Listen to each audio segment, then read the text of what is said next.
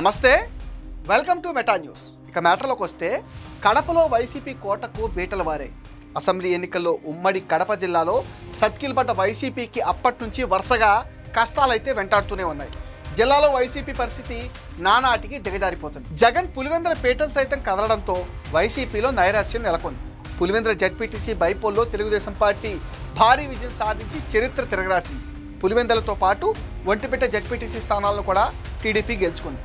జగన్ సొంత అడ్డాగా ఉన్న పులివెందుల్లో వైసీపీకి కనీసం డిపాజిట్ కూడా దక్కలేదు. రాబోయే స్థానిక సంస్థల ఎన్నికల్లోనూ ఇదే ఊపు కొనసాగించాలని టీడీపీ పక్కా ప్లాన్తో వెళ్తుంది. వైనాట్ పులివెందుల లక్ష్యంగా వ్యూహాలు సిద్ధమవుతున్నాయి.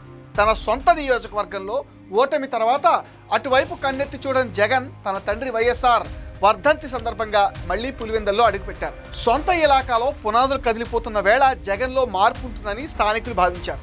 కానీ జగన్ తీరు ఏమాత్రం మారలేదు సరికదా. సొంత నియోజకవర్గ ప్రజలు ఓడించారనే అక్కసు ఆయనలో స్పష్టంగా కనిపించిందన్న కామెంట్లు కూడా ఇప్పుడు వినపడుతున్నాయి.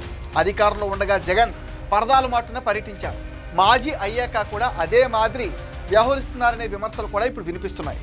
పులివెందుల్లో జగన్ రెడ్డి కొత్త పాలసీని తీసుకొచ్చారు. తనను కలవాలంటే టోకెన్ తీసుకోవాలని స్పష్టం చేశారు.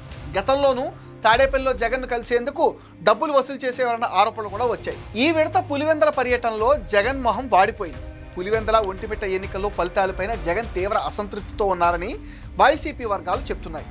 ఎంత పోటీ ఇవ్వలేకపోయినా అన్ని తక్కువ ఓట్లు ఎలా వస్తాయని పార్టీ నేతలపైన ఆయన ఆగ్రహం వ్యక్తం చేశారట. ప్రజలు స్వచ్ఛందంగా తరలి వచ్చి ఓటు వేసిన దృశ్యాలు ఉన్నాయి. కంచుకోట లాంటి చోట ఇలాంటి పరిస్థితి రావడంతో ఆయన పార్టీ నేతల తీరుపైన గుర్రుగా ఉన్నారట. ఇంతకంటే అవమానం ఉంటుందా అంటూ వ్యాఖ్యానించినట్టుగా తెలిసింది. కడప వైసీపీలో ఎవరికి వారే యమునా తీరే అన్నట్టుగా వ్యవహరిస్తున్నారు. అసెంబ్లీ ఎన్నికల్లో ఓటమి తర్వాత నేతలంతా సైలెంట్ అయిపోయారు. పార్టీని ముందుండి నడిపించే నాయకుడే కరువయ్యాడని క్యాడర్ ఆగ్రహంతో ఉన్నారంటున్నారు. అసెంబ్లీ ఎన్నికల్లో పార్టీ ఘోరంగా 11 సీట్లకే పడిపోయినా, ఉమ్మడి కడప జిల్లాలో కేవలం వైసీపీ 3 సీట్లకే పరిమితమైన పులివెందుల్లో జగన్ మెజార్టీ తగ్గిపోయినా అధినేత వైఖరిలో మార్పు లేకపోవడాన్ని క్యాడర్ ప్రశ్నిస్తోంది. ఎంతసేపు ఆ తాడేపల్లి ప్యాలెస్ లేదంటే బెంగళూరు ప్యాలెస్ చుట్టూనే జగన్ చక్కెర్లు కొట్టడం, జిల్లా పార్టీ నేతలు ఏమీ పట్టనట్టుగా వ్యవహరించడం వల్లే వైసీపీకి ఈ పరిస్థితి దాపరించిందని కార్యకర్తలు మండిపడుతున్నారు. జగన్ ఆకాశంలో ఉండడం వల్లే మొన్న పులివెందుల ఒంటిమిట్టల్లో వైసీపీ క్యాడర్కు కూడా పార్టీ సహకరించలేదనే ప్రచారం జరిగింది.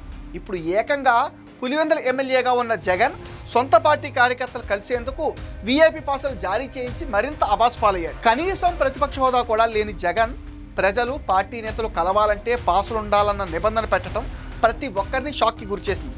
తనను కలవడానికి వీఐపీ పాసులు జారీ చేయించారు. ఈ పరిణామం పలువురిని విస్మయానికి కూడా గురిచేసింది. వైఎస్ వర్ధంతి కారణంగా నివాళులు అర్పించేందుకు బెంగళూరు నుంచి జగన్ పులివెందులకు ఒక రోజు ముందే వచ్చారు. కేడర్తో సమావేశం అవుతారని కూడా ప్రకటించారు. అందుకనే కొంతమంది పార్టీ నేతలు కార్యకర్తలు వచ్చారు. కానీ ప్రయోజనం లేకుండా పోయింది.